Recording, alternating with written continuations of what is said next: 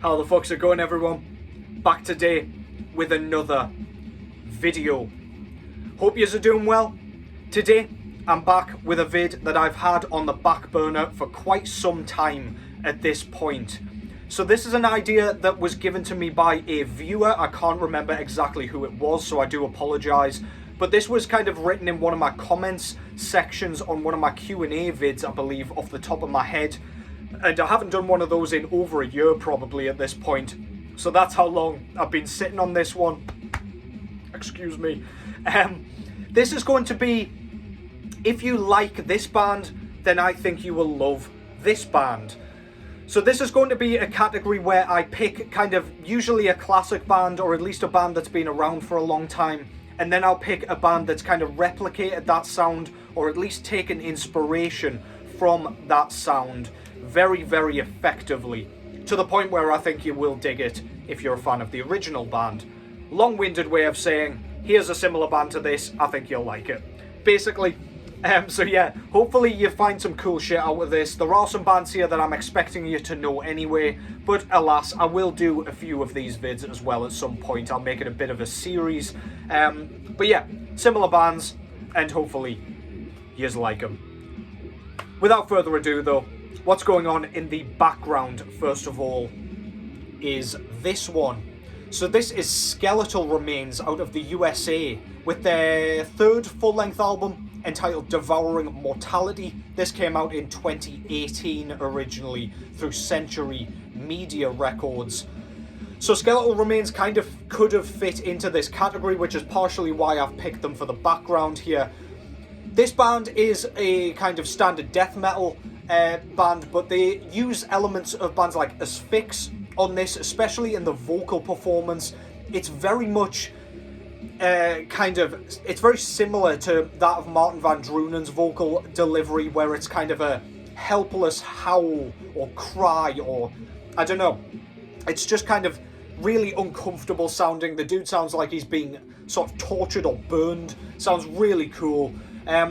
I do love the guitar tone on this and the production and everything. It does harken back to the days of like the early 90s, late 80s, where it's just got a really chunky, dense sound that's very difficult to replicate, seemingly, in this day and age. Not many bands can do it quite as well as this band. It's kind of a bit murky and a bit, I don't know, it sounds like it's drenched in slime, and it sounds so badass. Some great solos going on this. The riff writing's brilliant. While I do prefer Beyond the Flesh and what the hell's the other one? Condemned to Misery, got there in the end. I do really dig this, and I like everything that they're doing, to be honest. It did get a bit more kind of guitar heavy and lead heavy on their later records, but this kind of keeps what they were doing on the early stuff going very nicely. Really, really good shit, man. Skeletal Remains, Devouring Mortality. And let's get into this thing. So I've picked 5 bands here, and then obviously I've picked the band that I think you'll like as a result. So I've got 10 records to show in total, if you couldn't do the maths. First band that I've picked here is my favourite death metal band of all time, and one of my favourite records of all time. So this is Immulation with their 1991 debut album entitled Dawn of Possession. So this is a classic band, classic album, very, very unique band, and not a band that has really been kind of replicated very well at all, to be honest, except for the band that I'm about to show here. I'm quite pleased not many bands try to do this sound, because it is so like unique and novel to Immolation, despite it being in that typical death metal realm, where I just think it should be kept special to this band. I'm not going to talk too much more about that, because I want to show the band that I think you will like as a result, and that is Drawn and Quartered out of the USA also, and this is their 8th full-length album, I want to say. Full-length album yet, entitled Congregation Pestilence. So this band has been around since around 1994 and have been cranking out albums kind of in the background. They're quite underappreciated and aren't mentioned very often, but this band does an excellent job of recreating, or at least paying homage to that Immolation sound. When you first put this on, you'll think, okay, it's death metal, it's brutal, it's fast, it's murky, it's nasty sounding, and it's kind of cavernous sounding. But then you'll get tracks like the third track, Oblivion Pilgrimage. Great title, by the way. Where it breaks from the kind of standard death metal formula into Immulation, sort of erratic, stop-starty and kind of unpredictable style, where there's time signature switches all over the shop. Like, you'll be nodding along to a riff, and then the drum bars will start all over again before you've even kind of counted your fourth bar, and your head will just be bobbling round. It'll probably fall off your shoulders, and you'll feel like an absolute jackass as a result. The riffs are very strange, lots of guitar squeals, and it is that sort of style where it just creates like an aura of apocalypse or like dystopia that is just so difficult to recreate. Immolation does that so splendidly, even to this day, like 11 albums in or whatever the fuck they are at this point. This band is absolutely stellar. We do have those death metal tropes, and the drum work is sensational. Even during those kind of more mid-pace sections, the double kick work absolutely dominates that soundscape. And just, yeah, again, it's just got that really unique, bamboozling, discombobulating Immolation sound without going into like more progressive territories. An absolute staple if you like Immolation, if you ask me. Drawn and quartered out of the US. Highly recommended. Let me know in the comments if you already like that band. Really underappreciated. Next up is the band that I am donning on my t-shirt today, and that is of course Archgoat out of Finland. This is their fourth full-length album from, when was it? I've got it written down, 2018, entitled The Luciferian Crown. Can't remember if I just said that. I've got short-term memory loss clearly, but this band's out of Finland, I'm pretty sure I did say that. And they play a kind of black and death metal style, or black death metal, whatever you want to call it. I always struggle with the kind of nomenclature of that. But yeah, so it's that kind of war metal style. It's got that revving kind of motor engine guitar tone. It's got the blast beats and like the really satanic, blasphemous sort of sound that you associate with war metal. It doesn't have that grinding sound that something like Revenge has, in my opinion, but it does have that just straight black metal, black death metal, style, which I really dig. The thing that makes Archgoat stand out and makes them so special is their willingness to kind of mix it up in terms of tempos and their riff approaches. So Archgoat always come out of the woodwork and out of the satanic depths with these really, really infectious mid-paced riffs that I imagine just translate perfectly into that live setting, where you're just kind of moshing around with those blast beats, and then you get those like head nodding, sort of fist pumping, skull crushing riffs. And kind of the drum tempo and everything just turns on its head, leaves your brains leaking all over the pit into that flaming pentagram. So badass. Absolutely love that band. That's Archgoat. And the band that I recommend as a result is another band out of Finland. And that one that I've gone with is Blood Chalice, also out of Finland, as I say. Keep repeating my goddamn self here. So this is their second full-length album, entitled Blasphemous Psalms of Cannibalism. And this band pretty much encapsulates all that's great about Archgoat. It's got that kind of war metal style. It's very infernal, very hateful, and it just does not let you breathe for 1 second. But then, especially on the third track, again, Antichrist War Declaration, we get a full track of that kind of Archgoat style, plodding, mid-paced sort of style. And it sounds so cool. On that track particularly, we get the music kind of dropping out for the most part, or at least the kind of guitar riffs, and the vocals just emanate through like some sort of demon from the abyss. So badass. The riff is crunchy, chunky, and really like detuned and heavy sounding. Vocally, don't expect anything like Archgoat, so we don't get those like gurgly toilet bowl vocals that Lord Angel Slayer is well known for out of Archgoat. Instead, we get some like more heinous growls, and we do get some more piercing kind of screams, which I think work perfectly. But musically, we get that Archgoat style, and that is what we're here for. If you're absolutely craving that particular style, Blood Chalice does it better than most. Fantastic stuff. The blasphemous psalms of cannibalism. The third band that I've chosen here, and the third album, is actually my favourite album of all time. You know where this is going, and you probably know where I'm going with the recommendation as a result. But of course I've gone with Death's Leprosy from 1988. Brilliant, very, very kind of twiddly and technical sort of straightforward death metal. And I say technical in a loose sort of sense. I just mean that with the kind of twiddly, fast-picked kind of solos that go on here and lead work. Generally, this is quite thrashy and I guess prototype in nature. Chuck's voice is very, very unique. His screams are so piercing that your head almost explodes. It's just kind of that wine glass shattering sort of screech, and it sounds so badass. Lyrically and vocally, we've got like a really unique style that's it has been replicated because it's so catchy, so memorable.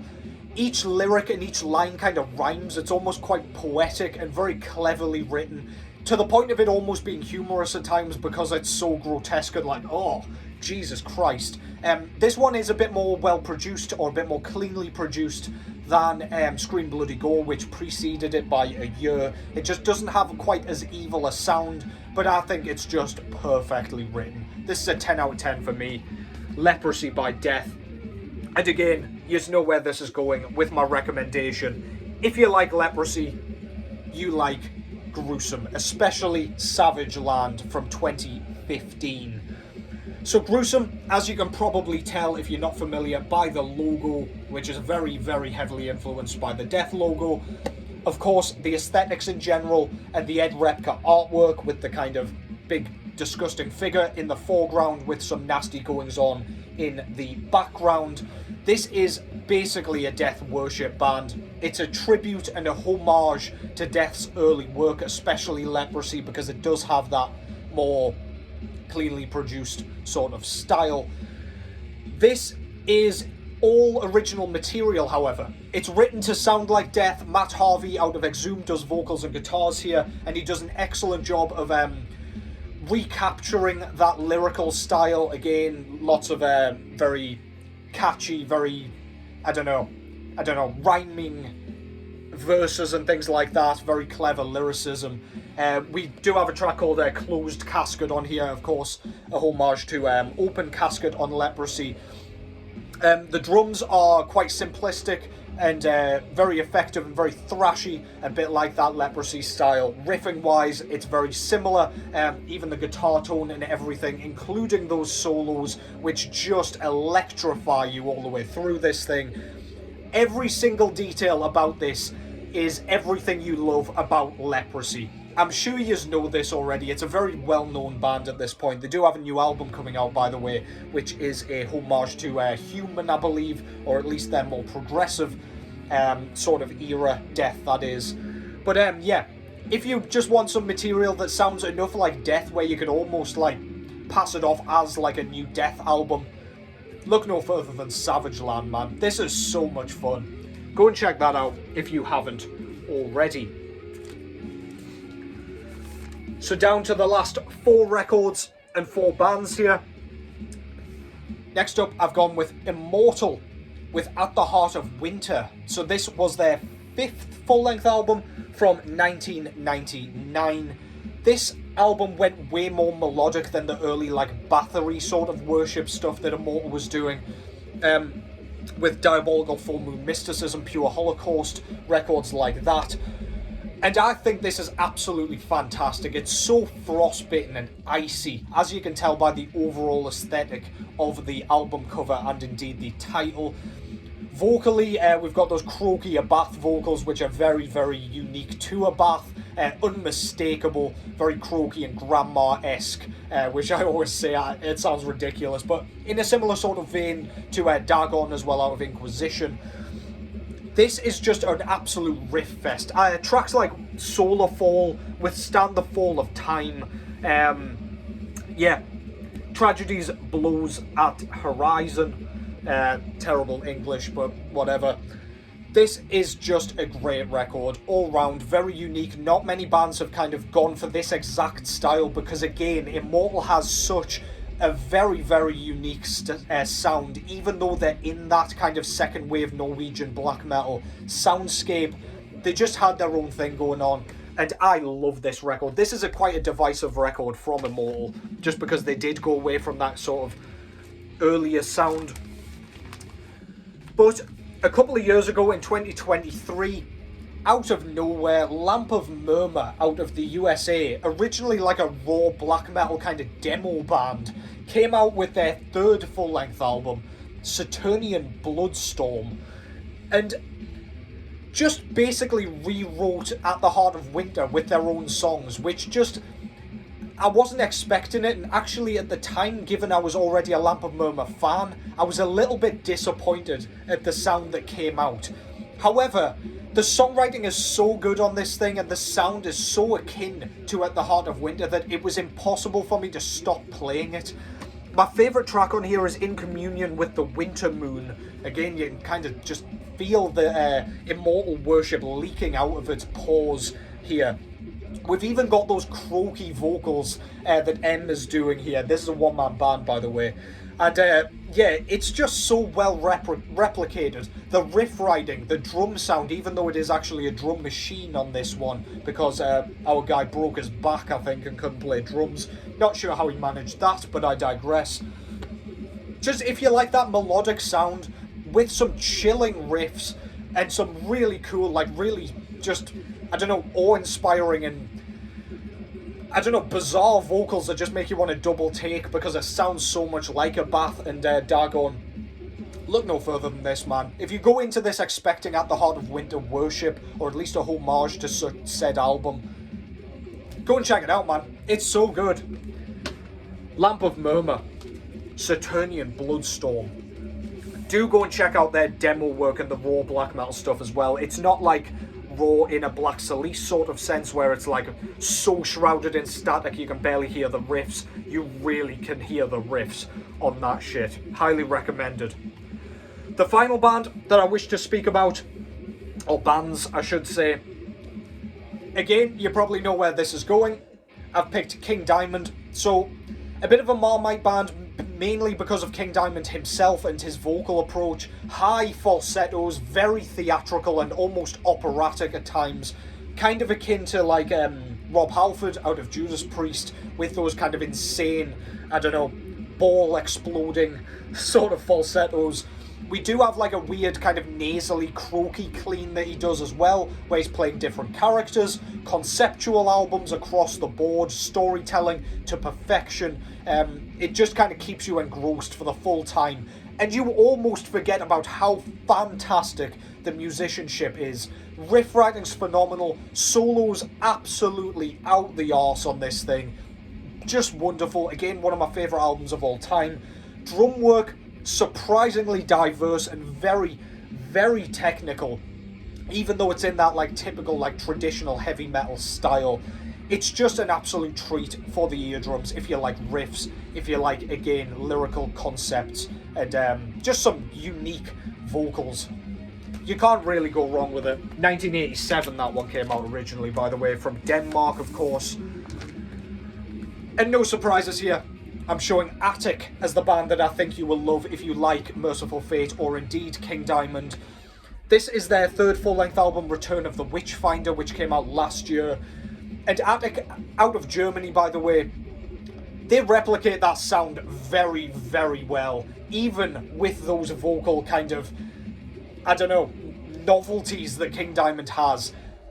They're replicated here. We've got the falsettos, we've got those weird kind of croaky vocals, we've got that storytelling and the themes and the concept going on here. It's all done down to a T.